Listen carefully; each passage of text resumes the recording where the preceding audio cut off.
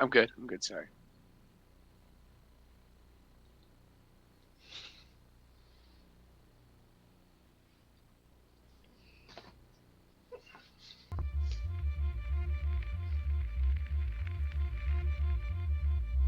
We are the Primal Wrestling Show. Robert Bryce, Tom Malloy, Rich Lopez. Hello, everybody, and welcome to another episode of the Primal Wrestling Show. It is Tuesday. It's 7 p.m. It's almost summertime, hence the hat.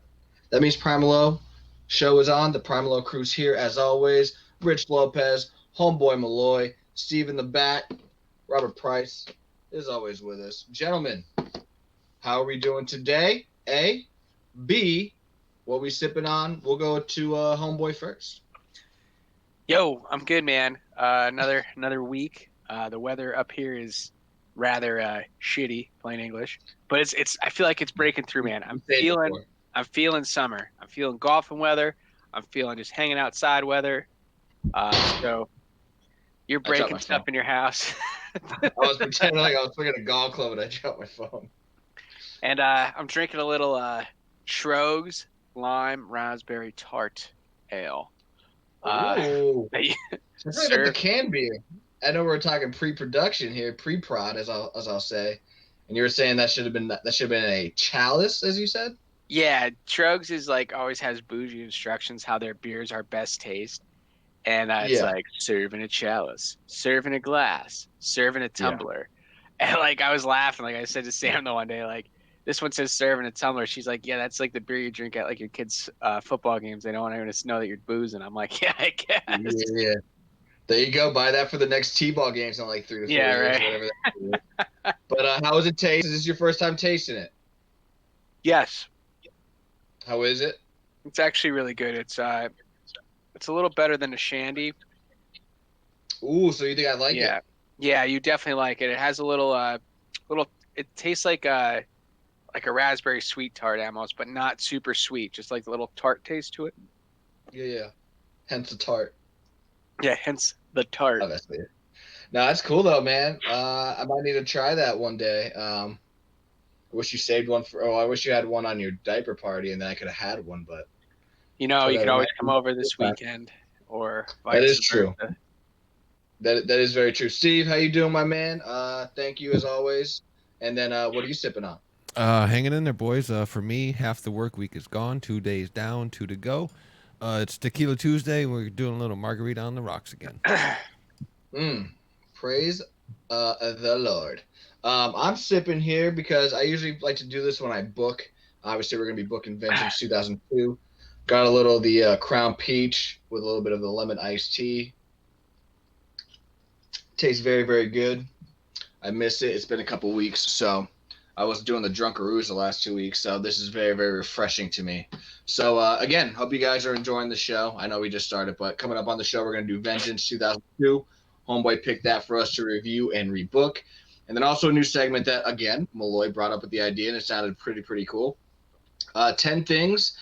It was 10 things I like about you. I don't know why. I felt like that was too dreamy for me to put on a graphic, so I just put 10 things. But we can elaborate on a name as we talk about the segment. It must be the tart ale just affecting my brain. No, you said this last week, so I don't know what you want to blame it on. If it was this week, you could blame it on the tart ale. But I just felt like that was too dream river. I just felt like it was just too dreamish a little bit, So we'll think of a name. But it's 10 things. What was it? 10 pay-per-views that we want you to kind of watch on the wrestler. 10 title wins. 3 match. Sorry, I'm doing 10. 2 pay-per-views. 2 matches. 2 what was it? I forget what it was. You guys will see it on the graphic. I completely forgot what it was. I just did the graphic like an hour ago too. But I promise I'm not drunk. It's only my first sip of the day. But anyway, that's coming up on the show. If you guys are liking what you're hearing, you guys could always see our past episodes on Spotify or watch on YouTube, but you can also listen on Spotify. Spotify shows are on Wednesdays. YouTube shows are on Thursdays. And then if you guys want to, branch out, listen to some more, different genres of podcasts, Steve is hosting a lot more on the Loser Radio Network, which is on Facebook.com/Loser Radio. Enough of my stuttering, enough of my mumbling. Let's get right into it with the 10 things. So, But but but Lloyd but brought what this are you idea drinking? last week. What are you drinking? Me? You didn't tell us. Yeah, I did. The Crown Peach. Oh, I'm sorry. As I was. That's all right. I mean, I'm sure a lot of people want to elaborate more on why I'm stumbling so much. So, like I said, you can tell from the glass. I'll bring it up closer. This is my first glass. As you can tell, there's about half an ounce sipped from it. So I'm not drunk at all. But anyway, Malloy, do you want to elaborate on it so I don't look like a jackass anymore? I just know it's All 10 right. things, So 2 pay-per-views, 3 matches. That's why I was stumbling because I forgot this morning I made an audible on it. So yeah, 2 opponents, 3 matches, 2 pay-per-views, 2 title wins, and 1 defining moment. So no, well, that's the thing I was going to ask you. So we're going to start off with you since it was your idea. You had Batista. I nominated Batista for you. You nominated Randy Orton for me. So I'm going to go second. But I don't know if I have to actually put this up to see what I'm looking at. But your moment is not really defining. It's more of a personal moment. Is that what we're going to go with on these? yeah, it's not like Okay. what because that's so subjective, I think, and I just think like for you, the fan, like what ties you or like what draws you to that character. It's Yeah. like, why do you like Spider-Man? Why do you like, LeBron James? Why do you like, because why do you like that larger than life person? So, Yeah. Yeah. or that fictitious person for that matter. So, yeah, so that's pretty much it. Okay. So just going forward too, because I really do like this idea, but I guess I should have asked you these questions while I was making the graphic. So, like right here, we have like opponents. I'm assuming that's almost like this is all subjective again. So yours is going to be different from mine if we had the same person, obviously, but we're trying not to do that. But like opponents, is it like their best opponents or your favorite opponents for them? Like, how are you going? Were you going off rivalries, like overall, most successful, most chemistry? I'm going like just like my personal preference. This is all my Okay. personal preference. Nothing like some of the stuff in here like would probably be glossed over by, some other major things like Batista did throughout his career. Probably, I just think it's like the thing is like why I like them, not I what got I you. think should make them to be the Hall of Fame. Like, So legitimately 10 things that you like about them. yeah, Yeah. And then literally. real quick, when we're doing paper, what'd you say? I was like, literally. Oh, yeah, 100% factoid. So then the last thing I want to do, just so I know for future reference, I have pay-per-view MVP here, so I want to make sure I'm not, reading that the wrong way or the right way. Do I have that correct? So like when we're gonna list pay-per-views going forward, are you like, if I'm telling you, hey, for Randy Orton, this is the pay-per-view that I think like he saved because it wasn't the best pay-per-view, but he kind of stole the show. So are we thinking like pay-per-view show stealing type things? Yeah. Like for instance, for me, like, I guess we'll start right with mine, right? So Yeah, so you can go right yeah, down the like you go can right start into with it. the opponent. But I just want to make sure. So when I explain mine, I'm like, oh shit. Well, I didn't know you meant this. I had this. So far we're on the same page. So the graphics should be accurate. My man, you could take over and we could dispute, argue, agree on anything that you want to talk about. Yeah, so for like the 2 pay-per-view moments, for instance, like I think like Royal Rumble 2005 and WrestleMania 30 were just for him being a part of each. I just feel like they're defining moments in a Hall of Fame career. It's like kind of like the start and the finish. And because I don't know, his match against Triple H to me was like it was what it was. But WrestleMania 30, I think just like being there, being a part of that triple threat match was big. And also being a part of Royal Rumble 2005, like that was just like that was a night like he shined. You know what I mean? Yeah. No, that makes sense. Well, I'll give you my idea for the next one after this. But so that was your pay-per-views. Let's go to your opponents because I'm actually a big fan of. I feel like this is a forgotten rivalry. Maybe it's because it's the very end of Eddie Guerrero's life, personally and professionally. So like it kind of gets glossed over.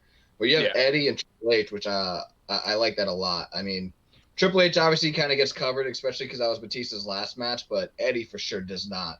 Why do you have Eddie Guerrero on there? Because that's the one I really want to hear about. I guess when I was like a kid, like just watching wrestling, Eddie Guerrero to me was like probably one of my favorites. And like seeing like his friendship with Batista, I was like, all right, Batista's a cool guy. Like I can get into him. And I feel like he really like made Batista. I think like it was Batista's first like solo rivalry Mm. besides like Triple H or Evolution or Randy, like something like that. It was like he was on his own and like so that was cool. It was different. I remember watching that rivalry every night. I really thought like Guerrero was gonna end up getting the title from him towards the end. That'd be so cool. So that was just my perspective on it. And then like Triple H, I just feel like was a constant throughout Batista's career. That's probably his best opponent because I think Batista like just learned so much from him. No, I mean I could definitely 100% agree with you on that one. And then you already did the pay-per-view, so we're agreeing on that. And then let's go with the title wins because these aren't necessarily obviously like WrestleMania or pay-per-view matches. I mean, you could have ones. I mean, I think your sake, you have both pay-per-views. I have pay-per-views, but I mean, these are title wins. Most of them, because they're so memorable, are going to be like when they actually like regain the title. It's not really a retaining of the title. Yeah. If we ever do like a Mick Foley, for example, you might have like a Raw or maybe a Kofi Kingston, maybe like a tag title on a Raw or something like that. So or a SmackDown. So it's going to be kind of cool to elaborate and maybe go into the deeper archives with some wrestlers. Obviously, with some of the big names that we're going to do, to start off this segment, like Batista and Randy Orton, these are going to be pay-per-view worthy. But yeah, explain yours because I mean, Batista's won multiple titles. Why did you pick these two? I guess like just I think it was what was it Armageddon 2004 when this happened. Bruh, I think I have it on the graphic. It's still a year off. Armageddon 2003, is that where we're at? Yes, I was gonna say, please don't say 5. No, definitely not 5. So All I have right. his tag team title win with Flair because I guess I really like just enjoyed that pay for you because all the Evolution guys got their title, and I thought that was like such a big moment because it's like I didn't know what Batista had like to be a part of Evolution. I was like, all right, he was Deacon Batista like literally right before this, so Yeah. I didn't understand it, but obviously it grew and it grew well, obviously for him. And then I had his other reign was against Booker T, This is 2006. good. This is a cool one. I think this is really, really forgotten about. This is actually a forgotten rivalry. Yeah, I think him and Booker T. I really think like Booker T, Batista, even Orton to an extent really helped carry those SmackDown brand from like 2005 to 2010, pretty much. Mm. And like that match, I think was just pretty big.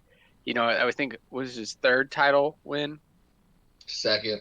Second, yeah, it was second title win. Came back from injury that bicep tear he had, and Yeah. just I feel like Booker T was King Booker, right? Was that King Booker? Yeah. Yeah, Hmm. and that he was such like a heel. Like I hated Booker T. I was like, this guy sucks. Like this character's stupid. But like obviously everyone was just booing him all the time. So him winning that title against him, I was like, that was a big victory because even Booker T. He had a long stretch. Like I guess a couple of months. He had it for about 6 months. What the world title? You had it from July, the Great American Bash to Survivor Series. So you had it for 4 months, July Yeah. to November. So that was a That's not pretty. bad. That's a pretty solid reign, I think, for anyone now. Like a 4 to 5 months, especially if you're not like the new guy like Roman or like a CM Punk or Mm. that I guess you would say that A-list wrestler. Yeah. And Booker T, like I guess he'll always be like an A minus, B plus player to an extent. B plus because he's a WCW guy. Yeah. However, did you watch his show yet? I didn't watch it either. That's something I got to check out. But I do want to highlight it. We'll get there later. Booker T versus Big Show on Vengeance. That was a really good match. Over. Who's the most over on the show? Like that wasn't in the main event. Booker T, sucker. Right. I That's was right, like, oh baby. my My boy. god, My like that. boy. That's when don't pair him up with Goldust. That actually might be the reason why he started getting over, though, because it kind of gave him a different dynamic. But again, we can talk about that when we get Yeah, into we'll Vengeance. talk to that when we get there. But yeah, him versus Booker T. Booker T was such a good heel because I remember as a He kid, I was. loved Booker T. Like he was awesome, and then here he is, like this. He wants the King of the Ring. He's this kind of like this, I'm better than you character, and it was just like, dislike, hated him. I was like, this guy. So Yeah. I think like Batista coming back, like claiming his spot and getting the title, like that was pretty cool. No, I mean that is cool. Like I said, it's cool to hear different perspectives because like point of this thing is to kind of think about non-traditional Yeah. stuff. Like most of the times that we talk, it's usually about the big four. To even dig deeper into that, we moreover talk about Rumble, SummerSlam, WrestleMania. We don't even really talk about Survivor Series. So like the fact that you're even going, all right, yeah, I'm going to talk about the big four, but I'm going to pick the least big, the least talked about big four event. So like you're talking about Armageddon, and I mean you have Rumble, but it's a throwback Rumble, and then like you're thinking of he has rivalries with Eddie Guerrero on No Mercy 2005. What was, I think it was No Mercy was the last pay-per-view, and then I think it was Unforgiven was the one before that too. But like you're thinking of like the non-traditional big fours, and then when you are thinking of the big fours, it's only Survivor Series mainly. But I say all that to say this: you have 2 WrestleMania matches, so I kind of Yeah. messed up the segue there. But you can, obviously continue with your coverage here. All right. So did we talk about 2005 and WrestleMania 30? I thought we did, right? Well, you talked about Triple H in his match at 2005, saying like it wasn't the best, but you just think it's memorable because it's kind of his breakout moment. And then you mentioned WrestleMania 30 for the pay-per-view MVP, but it's not listed on your matches. Yeah. Yeah. So the matches are different, obviously. I just think Yeah. like they were just moments where I was just like, boom, Batista had the show. But these Okay. matches, like WrestleMania 23. I mean, Taker, it's 2 main events, right? You have HBK versus John Cena, and then you have Batista versus Undertaker. So these 2 new fresh guys are facing the two giants. So, Yep. I mean, I personally like the Cena match better, but for Batista, this is one of his better WrestleMania matches, and this is also a time where I thought Taker was gonna be like, "Yep, gonna put the new guy over," and I would rather see Batista be put over than Brock Lesnar. I don't know why. I just think because I think Batista was so early on in his career. So like to go from beating Triple H, you beat Taker, and then like, he's there until what, for 5 more years, give or take? Well, he's there Nah, for like three and a he was at half maybe. 26. 26 is his last WrestleMania, and he Yeah. misses 24 because of injury. So he's there at 24 against Umaga, and then 26 is against Cena. So I mean, it's a good record to have. It's a good resume to have at WrestleMania. But I do agree with you. I think I almost put it in my Orton pick because I think Orton was the one that started setting off of like, hey, if you give Undertaker a good guy to work with, you could have, you can make this streak match the best non-title match to have. So that's when you go from Orton at 21. The Mark Henry match was, I mean, it wasn't a classic, but it was a marquee match. So that's at 22. Batista's the one that, all right, Orton didn't do it, but like you said, Batista's a young guy, makes a lot of sense. Undertaker's about putting people over. If it was to end, 23 wouldn't have been a bad job either. And then if you actually watch the match, like you have listed, so if you guys want to go back on Peacock, which you can get for, I think it's $5.99 or $9.99 if you get the ad-free one, I forget. But if you go back on the Peacock, you can see that match, and I think that's the closest to Undertaker losing at Mania is in that match. Up until, they start making it a trend of Undertaker kicking out of finishers. But like I think that's the first time. I mean, I know he kicked Randy Orton's like RKO at 21, but Orton also took like 15 seconds to pin.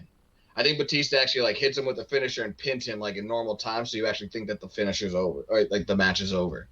So it's definitely a cool match to have. But I want to hear your explanation because I know you said Triple H and Batista wasn't the best match at 05, and I know I kind of helped. Like, I guess I hope I didn't say it for you, but I'm assuming this is more of like a memorable establishing of Batista. But I was, just in case you had anything else more to say, I wanted to hear more of it. Yeah, that was again, that was just like another match for Batista. Like, I feel like he always falls short to Cena throughout his career because like Cena HBK better match, Yeah, Cena JBL better match. But again, that I WrestleMania disagree card, with that on really, record. I why? disagree with that on record, but not by much. I just think both main events are lackluster.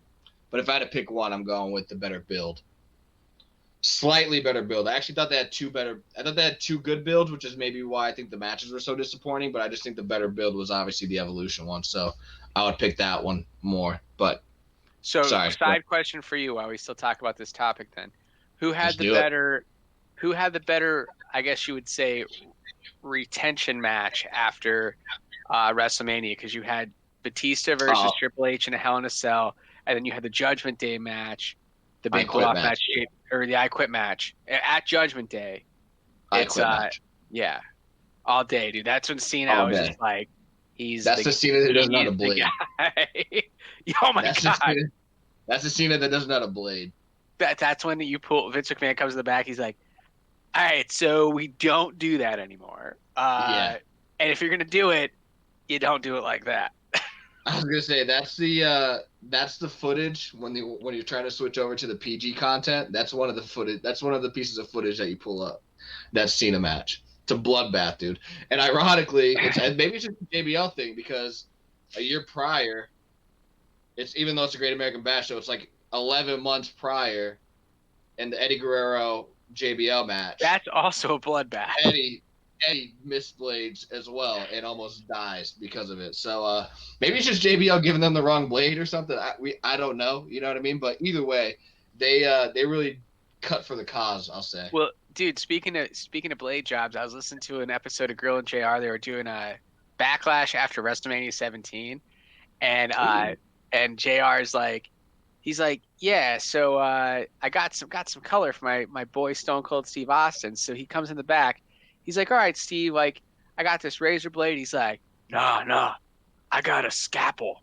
He's like, I'm gonna use a scalpel on you. So he's like, and JR's like, so I'm not doing it. He's like, nah, kid, I'll do it. So he lights him up. Then JR's like, he's like, yeah, he just kept throwing potatoes at me. And then he finally That's all gets he on did. He top of talks about me. that all the time. Yeah, gets on top of me. Just, and then Vince McMahon's like, Steve, how did you get JR with a scalpel? He's like, what? That's amazing. Like, not Hey, approved for the Austin was trying to do boss. anything for heat. Austin was trying to do anything for heat at that moment, so he probably did it for shoot. He's probably just like, all right, I might just murder this man. I'm gonna cut out his eye. Yeah, yeah, whatever. But yeah, I mean, I just think the Batista match was slightly better. Going back to WrestleMania 21, but again, like the builds were so good for both title Yeah. matches that they're honestly like letdowns if I were to pick. Yeah, I mean, I would say like top five moments of the Ruthless Discretion era is when Batista gives him the big nope, thumbs down, and Yep. and it's like comes all full circle right from when Triple H said that to Orton. Like it's it's a cool thing. And then my third match I have is I was kind of just like I looking like online, and it was just like I gotta find something different. So I was just like different Batista matches, and I'm That's how sitting you here, Google? yeah, and I'm sitting here like going through stuff, obviously working, and and I see Shawn Michaels versus Batista, One Night Stand 2008. So give it a good old watch there on the Peacock, and I was like, yo, this match is really good. And it told a Yeah. good story. They had a good story. I forgot through 2008. So 2008 was such a great year for HBK. You get the Jericho feud, the Flair retirement. Then he has a overall great match with Batista and has a whole storyline with him over retiring Ric Flair. So Yep. it goes all into play. It's a great match. Jericho plays a role in it too, but throughout the feud itself. So it's like you have two inter like commingling feuds. But Yeah. I think that was just like as I was trying to also look for stuff too that wasn't WrestleMania and Rumble because we're not there yet. It's not SummerSlam. It's not WrestleMania season. It's like kind of the dead season because you don't like you It should be really is. building up to SummerSlam, but unfortunately it's being built up to WrestleMania Backlash. So that being itself, I'm just like, let's look for good stuff that happened during this period. As Vince McMahon, good shit that's happening Yeah. during this period of time. No, I completely agree with you. I actually wanted to say the reason why I feel like the build to SummerSlam, I mean, they're probably waiting until after Money in the Bank, A, but B is they're probably trying to wait for a stadium, which I heard that one of the, well, not stadium, I guess arena, because they had two options I'm reading on comicbook.com, is one stadium is the Las Vegas Stadium, Allegiant Stadium, and then the other one, MSG, dude. Nah, I know it's too Yo, early. I know it's too early for you. I know. As soon as I read that, I was like, I just told Christine I want to go to an MSG event so bad. Much yet be a SummerSlam. Unbelievable. No, Well, New so I York's hope it. not too. I'm about to say I hope it is going to Las Vegas. Give me one more year. Yeah, next year, let me save some money. I don't, Yeah, that was like the epicenter of COVID, so I don't know if I'm gonna go to that's New good York. too. And can you even That's do good. anything in New York? Can New York people do anything? I I don't don't know, think man. restaurants are open in New York City yet. I mean, that would Honestly, help. I would, it would be great for them to go to MSG to help revitalize New York City economy, but you can't do shit yeah. in New York now anyway. So that would be that would be useless because I was listening to this other podcast I listened to. It's like a watch back of The Sopranos, and both actors who were in The Sopranos lived in California, but they said California was too crazy, so they just moved back to New York. And they said Mhm. that's unfortunately it's like a step down. Like they can't go grab a beer anywhere. They can't really, So that would be great because they were saying like on the show like how New York City is pretty much like kind of a ghost town in a lot of Yeah, ways no, still. 100%, dude. It's absolutely crazy. But I mean it'd be really cool to see. But what I was gonna actually bring up for the idea for the next time we do this is if we try to pick non-WrestleMania pay-per-views and matches, because that would be like really underrated stuff. Yeah. So, but I thought about that this morning, and I didn't want to make you like change all your shit up. So, This whole episode though, like to me, like that we have for the fans, of course, of course, is very all underrated stuff because obviously two top tier talents, but at the same point in time, like the Vengeance card, that's a very underrated pay per view at a very strange time in wrestling. it definitely is. And before we go into my 10 things with Orton, what's your moment? Because this is a very personal moment. Dude, so I found the date on the internet. I'll also look I that was up gonna as ask well. you, I think that's the wrong date, bro. Are you sure it wasn't August? I It's did. That's why I August didn't. 20. Yeah, it's August 25th. I don't know why I wrote April. I was gonna August say because I was 25th. at that. I was at that event, and also King Booker wasn't King Booker in April, so I put two and two together. Yeah, that's why I wrote Booker T. I think. I don't know. No, But I think I King Booker. I think you did. yeah. So 2006, my dad had me tickets to SummerSlam or not SummerSlam, SmackDown at the Wachovia Arena.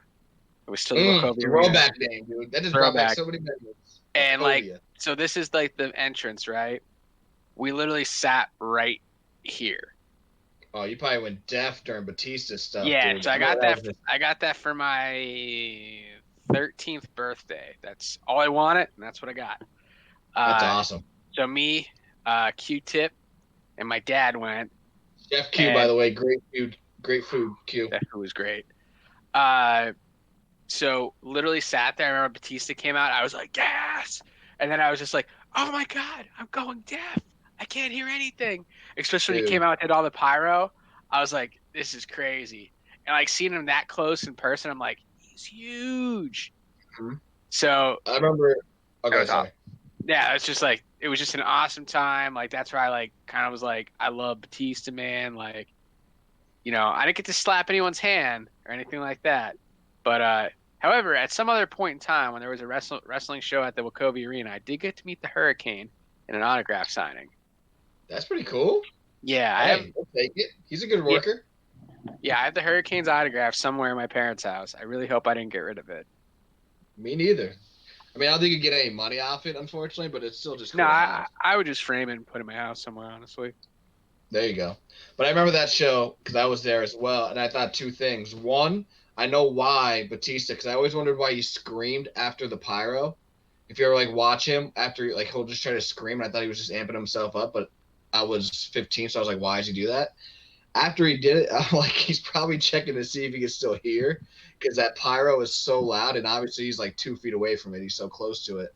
So that was my first thought, and then my second thought for that show was the big gold belt was humongous, because I always thought Booker T, like it fit Booker T perfect, and I always thought like I thought Booker T live looked big, and then I was like that big gold belt is humongous, because if like the seating arrangements go in an arena, the hockey ring It's obviously what the hockey floor would be. That's where the ring and then the four, sections. I was the second row with Clappett and I think Price also. It Yeah, was you us guys three. went because it was an ECW event too. I Yeah, remember it was us. texting like you and Price while I was there. Yeah, it was us three, and we're the second row up. So like, we're not all the way up. We're just the second row from like if there was a hockey glass. And I just saw the big gold belt, and I'm like, that is a ginormous looking belt. And Clappett wanted it, so. Oh, did you ever show Clappett your belt actually? Yeah, yeah, yeah. He was over at my house the one night when I slept at my parents' house. He just literally just held it the whole time, like drinking beers. I was like, Yeah, he liked that. yeah, He liked that a lot. All right, so I mean, I like your 10 things, dude. There's nothing wrong with those. Like I said, maybe next time we'll try to avoid WrestleManias. Just because, like I said, like you said, we want to try to keep it as underrated as possible. So if people forgot stuff, it kind of brings back the memories or brings back some good underrated matches that people could actually watch. So let's go into my Randy Orton one. Let me just pull this up so I can blow it up because your boy's getting old. The gray hair means lack of eyesight. So, all right. So I'm gonna go with the two opponents. I was. Were you? Oh, actually, let me ask you because I was gonna do this too. Did you think of anybody else or any other pay-per-views or opponents or anything like that when you were writing down your list? I was thought about the Mysterio feud because that like came like shortly after. Also, let me see. Um, moment wise too is like that over the not what was it over the whatever that street Over fight the was with limit with Cena. Cena. Yeah, that That's that a was good a one. really good fight. That was like probably his mo. I just think that was like a towards the end of his, I guess you would say, first journey First through. one. It was really good, really Yeah, good. no, those are good ones too. That's awesome because the Mysterio is like what led into the heel turn, and then the Cena one's what led to him leaving the company. Um, so for me, I was really gonna put Christian, but I just think longevity wise, the Edge and John Cena are the best opponents. I think because Edge came back, it's more mainstream, but I always thought him and Edge had the best chemistry back in the mid 2000s, where it was kind of like a mid cardish. So I'm gonna go with Edge and Cena for my opponents. Pay per view MVP. I got Backlash 2004. I don't think that pay per view is really that good. I mean, I know the triple threat match, the WrestleMania rematch isn't bad, but I just think that was a coming out party for Orton. And you could obviously thank Mick Foley. He could probably get 50% of the credit, but Orton was the winner, and I don't think people saw that in Orton. So when that match was over, it's like, oh shit, he's definitely a main event worker. You know what I mean? So I got Orton for Backlash 04, and then No Mercy 2007. The booking on this show is just so weird, honestly, that I just think that it kind of saves. So Orton goes into this as a heel. He gets awarded the title because Cena gets injured and he had to relinquish the title. Somehow he loses that title to Triple H because why not give Triple H another title run? Whatever. Triple H then beat Umaga. Don't understand it, but whatever. And then Orton ends up winning the match again at the end of the night. So Triple H wrestled 3 times, I guess. Orton wrestled twice, but Orton was, victorious, or he became a 2-time champion on that show.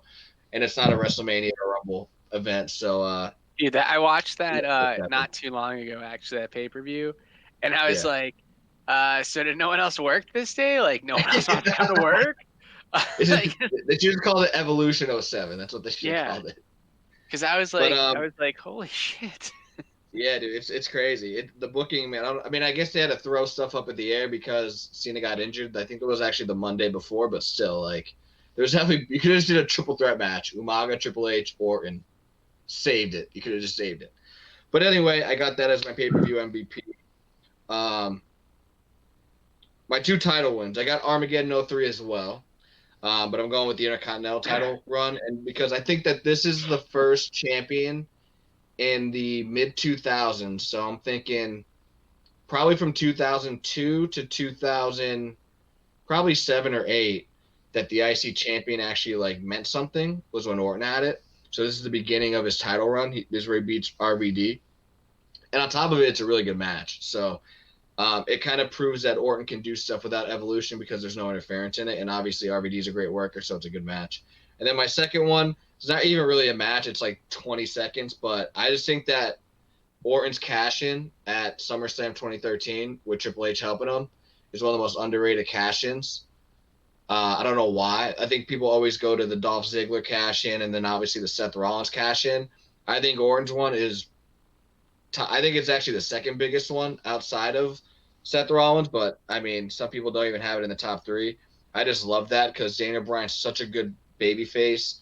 Triple H seems like he's such a good guy, COO of the company, and then all of a sudden you get the Evolution reunion, and I think it's really really cool. So that's a title win that I wish somebody would watch. And on top of it, SummerSlam 2013. If you guys ever want to go just to the Peacock and see that, uh, SummerSlam 2013 is a really good show. Dude, the whole 2013, 2014 year, very underrated in my opinion. Because I Agreed. know, I know I we remember, always go. Sorry. I was gonna say I watched a lot of that with you and Price, or with actually Louis Honeywell, and we watched. I pretty much watched every Raw and SmackDown probably of that year span, and I really like. That's when I kind of fell back in love with wrestling. So it's really good. Yeah, it's. Sorry, I'm trying not to cut you off. So my bad. You can just yell at me, dude. But I was gonna say also like 2013, 2014, even 2015 to an extent is very underrated, and maybe because like we lived through it, so we don't really like we just talk about it like weekly, and then we just especially at that time because we were doing more recent stuff, we just talked about it and kind of like disregarded it. Where now we kind of go back to the old stuff. But I guess it would be kind of cool to go back to those mid 2010s and mid 2000s as well as the 90s that we do, because like you said, there is some good content on there. But best matches, I got Backlash Mick Foley 2004. I got SummerSlam 2011 with Christian. Like I said, I almost had Christian as my as one of his best opponents because their chemistry, and especially in 2011, was amazing. Then I got WrestleMania 30 with Daniel Bryan and Batista. Obviously, he did not win that match, but I just thought that was a really good WrestleMania 30 match, and it kind of saved the pay-per-view post Undertaker streak ending. So, and then my favorite moment, it's not really a personal one. I mean, I guess it's kind of personal just because I just didn't think they would be able to get it done. But that RKO on Seth Rollins, dude, at 31. Remember we're at prices. Remember we're at prices for that, and we always like try to guess what was going to happen next or whatever. And I honestly thought that Randy was going to do the RKO off that Phoenix Splash that Seth Rollins just started doing. If you remember when we were at the Rumble, he did it against Brock. He did that top rope Phoenix thing. So I thought it was going to happen there. And that's obviously the second to last move that happens before the RKO. So when that happened and it didn't happen, I was like, shit, I'm wrong. And then he kicked Orton in the gut, went to the corner, did the RKO. And I was like, shit, that was better. So I was like, it was just really cool to see. And then even in post interviews, like Rollins said that they never even rehearsed it because it was so hot outside. Like they just wanted to see if they could do it in the ring. So it's even cool to hear that they did that one time. It was perfect. So that's what I got for Orton. So do you want to do another one next week, or do you want to give this one a break? I would do this again, man. It's a good topic discussion. I mean, All right. I think it's a good way to get your brain working about some characters maybe you don't think of every week. That or matches that you can go back and watch. So that being said, let's go. You give me one, I'll give you one for next week. And then obviously our listeners, if they want to chime in with a couple matches that we didn't cover or stuff like that, hit us up on the gram, the book, or the twit at PML Show. Hit us up on Gmail, pmltalkshow.com. But this is for next week if you guys want to do that. So what do you want to? I'm gonna give you Daniel Bryan. Go with the no Daniel Bryan. Okay, I can think something else. No, it's too late, dude. It's all right. It's too late. It's too late, bro. I'm gonna accept it. I should actually watch a little bit more Daniel Bryan anyway. So, all right, you gave me DB. I'm gonna give you. I'll give you Kurt Angle. Well, that's much nicer. It probably is a little bit much nicer. But remember, no WrestleMania, pay-per-view or matches, okay? No WrestleMania, no Big Four, right? Oh, no, we can do if you want to do Survivor Series or SummerSlam, I feel like we don't cover that enough, or we haven't because we're not at those pay-per-views yet. But no Rumble, we'll say, and no Manias. How about that one? Okay. All right, cool. That's the deal. So let's go into another non-4 pay-per-view segment, Vengeance 2002. We were instructed by Homeboy to cover that. And to me, this is in a weird time. This is literally the first pay-per-view. Well, King of the Ring was specifically a brand split pay-per-view. Vengeance to me was kind of like in the middle. Yeah.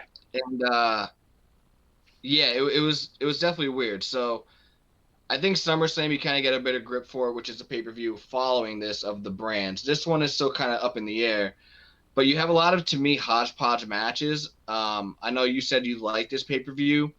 If I were to give a rating, even though my rating's not official, I'm giving it probably a 5 out of 10, honestly. But you're the Malloy, you're the homeboy, you give the ratings. What you got? Honestly, dude, going to watch it back, I think it was just they were able to work with what they had. I would give it to like a 5 out of 10. It wasn't. Okay. It's just not as good as I remember it being when I watched it Yeah, I know all everybody those loves years ago. 2002, but like I feel like this is one of the sleeper or not sleepers. That means it was good. This is one of the letdowns of 2002, I'll say. So Yeah, and there was that just so many talent, but they like kind of were just so hodgepodge. Like there's this is nowhere like there's no reason like why the Dudleys weren't together. There's no reason for, the un-American. Even if you look strictly at the Edge storyline with Hogan, why isn't he an un-American? He's not even from America. I get It's it. like it would make more sense for Jericho to be with Hogan because Jericho was his father played for, a New York hockey The team, played for Rangers. the Rangers, There and you he go. grew up in New York for a while. So Yeah. uh, and then Jericho comes out and hits with the title belt. So it's like, okay, so none of this really makes sense. And then it's like they're really trying to push like this new generation, but they really step back from that quick because the main talking point on SmackDown like 2 months from now is Hogan and Mr. McMahon. And then you Yeah. go over to Raw, it's Triple H and any old timer that comes in from WCW. So they had a great concept where Flair and Hogan are like, oh, let's put over the future, like Jeff Hardy coming back and after his match, because Jeff Hardy is getting a great shine from Taker. Then Hmm. has a great match with William Regal. He's the European champion. He has a good break from Matt Hardy, and Matt Hardy even started to come up in the cruiserweight division. And that's like still like none of these guys on this card, besides Brock Lesnar and the triple threat match, are the people carrying the company for the next 10 years. Like I guess Cena is and stuff like that, but it's like Well, you definitely don't get the vibe on this show with no, Cena. not at all, not at all. Yeah, However, he still it's kind of crazy. works the same. Oh, 100%. I mean, Yeah. definitely the work was there. It was just a character for people to get invested. But so all that, you guys see the graphic on the show. What was your favorite match on the show? What was your least favorite match on the show? Favorite match on the show was Lesnar versus RVD. Okay. Uh, match, I don't know. Uh, worst match on the show was the tag team tables match. I just thought that Bro, was stupid. paint drying, dude. I was watching that. I'm like, how's this the first match of the show? If I was in the crowd, I'd leave. Yeah, and then it's Bubba Ray like literally took 20 minutes heat. I know, and then at the same point in time, like like Eddie and Jericho or Eddie and Benoit both get in the ring, and then like I was like, wait, they did not specify that it was an elimination tag match. I had to go on Wikipedia to make sure that I'm like, what the hell am I watching? Like Yeah. table match is no rules, right? That's what Hmm. I was thinking, and I was like, there's tag ins, there's tag outs. I was like, this doesn't make sense. I was like, this is the worst opening match I've ever seen in my life. Yeah. It was a rough match. I'm like, how does Spike not take the heat, and how do they not do something way before something actually happened? So to me, I completely agree with you. That was the worst match. Best match for me. I mean, I definitely would say the triple threat main event. But I think that's a cop out. And maybe it's because my expectations were low. I will go with the Booker T Big Show match, and maybe it's because I'm a Booker T fan and he's over like Rover in this. But Dude, that scissors kick off of the announce table, I was just like I think as a wrestling fan, because I've been watching it for so long, there's not many things that I'm just like, oh shit, that was cool. Like yeah, I watched that and I was like, oh shit, that was cool. It's last night. It was like no, it was. It was quarter to 11. I'm sitting down, hanging out, and I'm just like, yes, like that was so cool. It You know was what I mean? cool. Like, It was cool. so that definitely, and like especially how like the crowd was over after that, and that's coming at the same point in time too, like where Booker T's like closing out Monday Night Raws and doing the spinneroonie. McMahon's doing it. They're trying to get Taker to do it. Like, Yeah, so that's what I think was the reason why they built him to WrestleMania 19 instead of RVD. Because RVD's over, don't get me wrong, but I just think the Spinneroonie was like taken for a life of its own. So I think they just try to capitalize on that. Yeah. Obviously, it lets you a suspect creative story, but I think Booker Yeah, T deserved how do you a feel bit about more them than RVD. taking that storyline out of the A&E doc? It's I stupid, honestly, but I don't know. I guess they're just trying to save their asses, but I don't know. I just hate stuff that gets taken out now because it wasn't accepted. Like they should own up. Like WWE or A&D, like whoever does coverage or whoever produced whatever, they should own up to it. Like, listen, this was the direction that we're trying to go with. It didn't work out.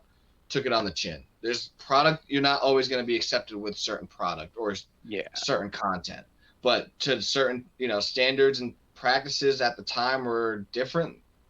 We try to we're not trying to capitalize, but we try to create something based on that. Didn't work out, or it did work out. It is what it is. So I hate when people like obviously Peacock taking a whole bunch of stuff out of the network. Like why? Like because it's not accepted now. I get it, but just put a disclaimer in the beginning of the viewing. You know what I mean? Like the WWE Network used to do. And Like it was a pay-per-view for a reason. Like that's the only thing that really bothers me too. And at the same that too. point in Yeah. time, that WrestleMania 19 match was very good. One, there was so much heat on Triple H, and what's the purpose of it?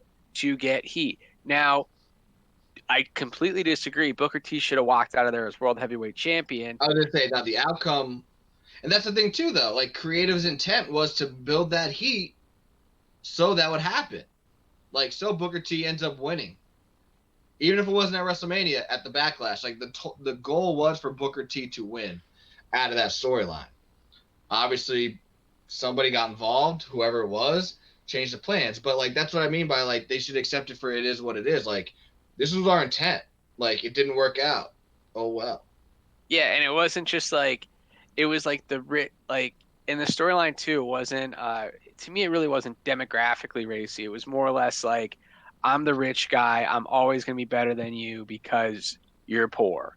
That's pretty Well, much like what I took out of it. I know there was some things that were very you really wouldn't say them at all today, but I was like at the same point in time I was like, damn, I hate Triple H. Like well, no, I was gonna that's say how I it's felt. weird too because like the whole premise was literally WWE against WCW, Yeah. right? It's the current champion of WWE against the very last champion of WCW. So when he's like, I don't like your kind, or like you were successful, but you're not on my level, because you're not from where I'm from or whatever. It's an innuendo to WCW, but it's also an innuendo to race. So like again, like that's the part of the heel role. Like you're saying two things, obviously meaning one, but obviously people are taking it another way, as they should, creating more heat. But obviously the happy-go-lucky story never really got happy-go-lucky. Just went And from that's why bad people were to getting stabbed questionable from bad. leaving wrestling arenas back in the 70s because they were calling out like Hispanic people and black Yeah, people, and if there was black people they were calling out the white people. It like imagine like oh my god, imagine if it was the 70s wrestling in today's culture, like where it was that no, like the dude people in Mexico you literally used to just throw piss at people. Like that's I know, crazy. Like I know. that's like you know, and that's the kind of wrestling I would never want to be in the crowd for that. One, I wouldn't want pee by me. Two, I wouldn't want to get stabbed. Three, I'd probably buy nosebleed seats because of that. However, that like where I'm sitting on my couch, I'm like, this effing scumbag. Like I hope Booker T slaps the shit out of him. Like Mhm. but like I don't feel that way anymore about wrestling because it doesn't get personal. It can't. Yeah, it can't. But I mean, yeah, back to the Booker T booking. I feel like this is where it kind of started going into WrestleMania 19. So that's another reason why that's one of my favorite matches on the card. So all that to say, this is Vengeance '02. This was in July of '02. Joe Louis Arena, which has done many pay-per-views there. Crowd was pretty good. I'm not gonna lie. I thought it was pretty. It wasn't the hottest. It wasn't like a Chicago crowd or New York crowd, Philly crowd, but it was still pretty good. Like I said, they've done past events there. So you want to go into your Malloy Mania? You want to rebook this because I know we got like 8 minutes to go. So We got 10. Hey, we get on tangent, so we could just pick up on this next week. oh, true. I mean, yeah, whatever it leads to, but I mean, just saying we have 10, so at least get yours in. So down my card, I got Lesnar versus RVD for the IC title match. No disqualification, and I have Lesnar winning the title. I really think, Ooh, so you're going into SummerSlam with a champ versus champ? yeah, I 100%. like it. I like it. And then I have and then I have Hogan and Edge versus the Un-Americans. Let them get the title. I mean, there's really nothing you could do there. And like just like I was talking before about Triple H being that perfect heel, they they could have took that a lot further. It's 2002. It's right after 9/11, and then Christian and all them are like, we all live in America. We don't I hate know. America. And then Vince is I like, know. God damn it, you're acting. Like, I know. That's what you got that from Pritchard, right? yeah. Yeah, I remember he said that too. It's so funny. Yeah, Christian's like, I live in Florida. The complete opposite of Canada. So yeah, That's and then so the next match I have here is Jericho versus Hardy for the European title. I have Jericho winning the title. I just never really saw a Jericho Hardy feud. I think that'd be interesting to watch. Cena versus Regal. Regal getting the victory. I think Cena needs to work with someone like Regal, just like that hard hitting style to help get him more accustomed to being, a wrestler, and then move on to someone like Jericho who could teach him how to be, you know, that charismatic, like, get that going on for you. But I still think Cena was very green, and I think a Regal push because he's like a dirty, nasty heel. Like that's never really been over with the crowd. Like he's always been over yeah, as a heel. Because Jericho's always flipped back and forth. Eddie Guerrero, Benoit. First time both of them are coming back. Eddie's coming back from suspension. Benoit's coming back from a neck injury. Just have them wrestle each other. They trust yep, each other. I had in there put in for an IC title contender match. Either one of them could have faced Lesnar on a Raw or SmackDown, whatever you have it. Would have been a good match and gave them both, some type of momentum going into SummerSlam. Would lose, but still, it's a good way because you never saw Benoit versus Lesnar. And I mean, you only saw Lesnar versus Eddie. You saw it once, but I would like to see it maybe before Lesnar was in his prime. yeah. Uh, then I have Booker T versus Big Show, and I would put this as a number one contenders match for the WWE title just to see how it would be like on a Raw or a Smack again, like a SmackDown before SummerSlam. Like, let's see how hot Booker T is. Like, we Yeah. got him. Like, he's up there. The fans love him. But also too, like right now, the fans love Matt Riddle. Is he WWE Championship material? I don't personally think so. He's one of my favorite wrestlers. So Yeah. I think this is a good way just to like say let's see what we could do. Let's see where it goes because that match versus Big Show to me is the second best match on the card, Yeah. and I I'll agree. never probably say that ever again about a Big Show match. Uh, Also agree. so then Billy Kidman versus Jamie Noble. That was a good time for cruiserweights. Jamie Noble was a really cool character. So Uh, cool. He was actually a good worker, man. Like I was watching yeah, that match. Yeah, I'm like, he's actually good because I think I saw him also. It might have been against Kidman, but Survivor Series '02, he has a match too, and I'm like, man, Noble can work, man. yeah, very good, very underrated. That's probably why he still has a job with WWE. Facts. And then triple threat match, Rock, Taker, Angle, undisputed title. I really think it would have been great.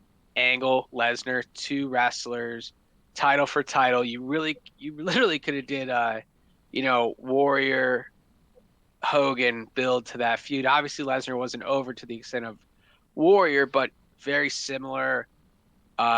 Subtle, high intensity, and then you have, you can make Angle into a face, I think, going into that because Angle's flip flopped in the past. Uh, Yeah, and I say in '02 is kind of the run where when he's on camera, he gets a really good reaction. Whether it's some like cheers, obviously he's a heel, so mostly are boos. But I feel like the cheers are because he's entertaining, and even the boos are to an extent because he's entertaining. And you're booing because you like it's not because you don't think he's ready or because you don't like him. I think you're just booing because it's like he's good at his job, so I'm gonna like help him out. and then he's like also rolling into that. He's going from the Olympic hero to the wrestling machine kind of character as Yeah, well. Like he's getting there, and I think like him versus Mysterio, very underrated match at SummerSlam, but man, Angle versus Lesnar in 2002, where Angle has less injuries. Not saying he's perfect, but less injuries. I no, think that would have been that's more the of a key. high You're right. high spot match. And I think that would have brought out more in Lesnar than Rock did. However, I think RVD versus Lesnar, like, and I'm giving you the last five, brother. But Lesnar versus RVD was That was such a good match. Lesnar held his own against Lesnar. RVD. It was very, very, very good. Besides Charles Robinson's punches on Heyman.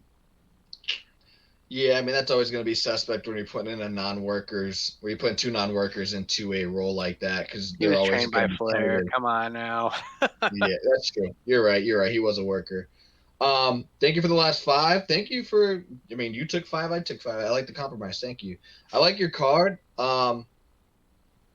I just lost comments. I mean, we didn't have any, but I was just doing something. But I do like the no disqualification rules for the RVD match. I really like the Jeff Hardy Jericho edition. Um, I even like the Cena William Regal one because, like you said, I think Cena needs to learn how to work a little bit more, make it look more smooth.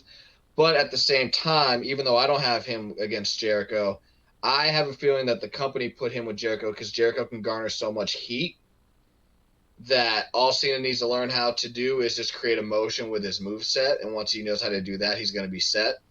And obviously, once he learned how to do that, he became a top guy for, 10 years, 11 years? So Straight I have up. a feeling that's what they're trying to do. Where Regal, you wouldn't do that because, like you said, he was never really over. The fans really didn't give a shit about him, unfortunately. Um, so yeah, my card, the low pensions card. Did you see the graphics I sent? Did you see the graphics at all, Yeah, more? The yeah, legends. yeah. I saw them and I was just like, I'm trying to pronounce this. I'm like, it's not a word. It's not a I'll word. just try. I'll just throwing shit at the wall, see what sticks. Well, it doesn't sound as good as Malloy Mania, of course, but whatever.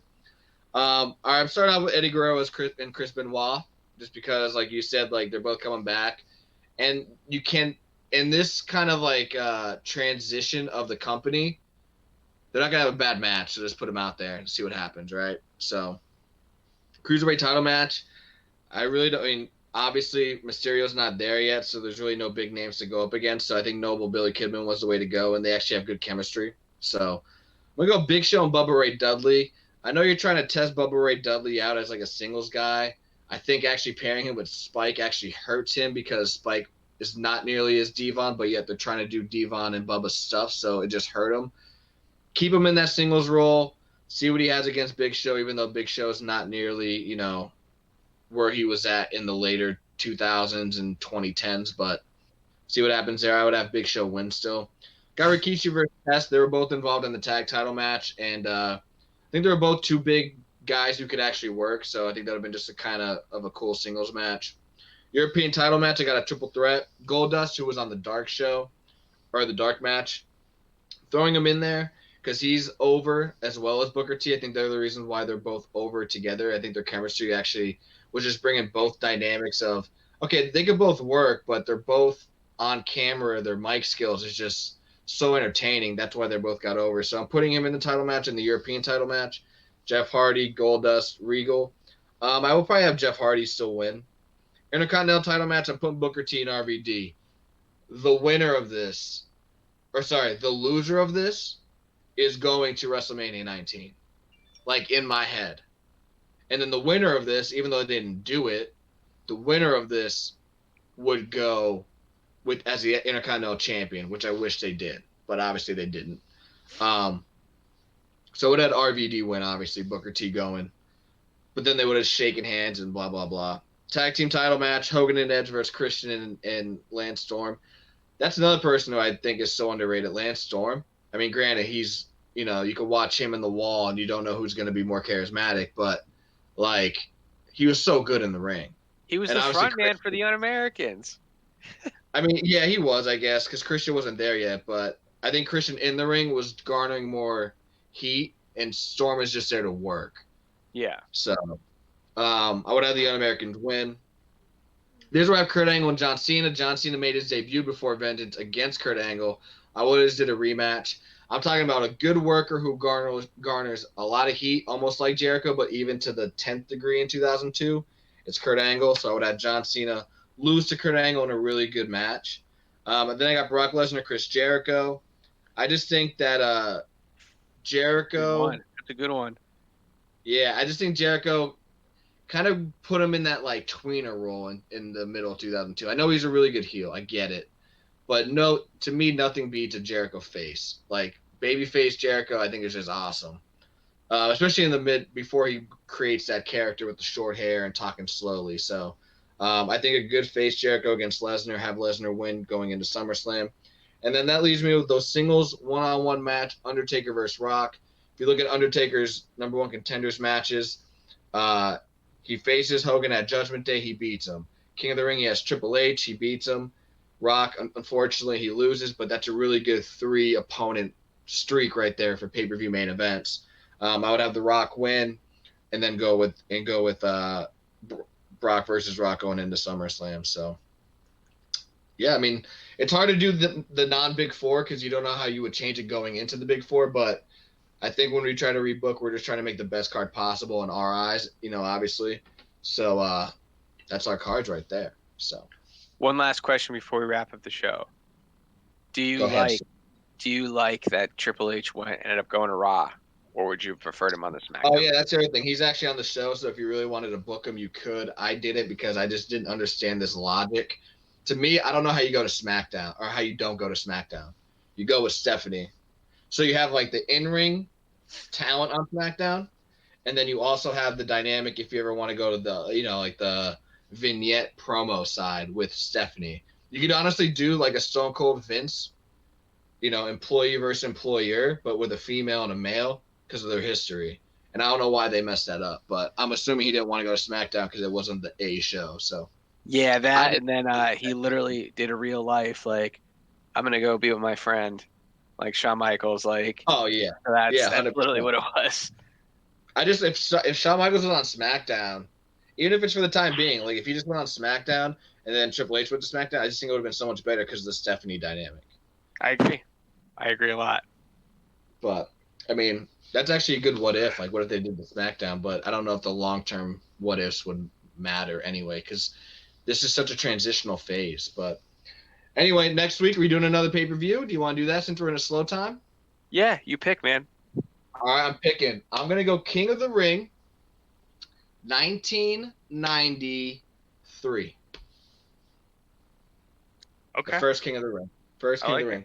So, you guys watching, hopefully, or you guys are going to be listening on Spotify or watching on YouTube if you don't catch today's show.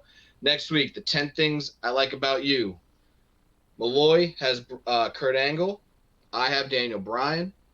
And then next week, we're going to review and rebook King of the Ring 1993. So, it's going to be tournament-based for sure. Hope you guys enjoyed the show. It is 8 o'clock, so we got to wrap it up.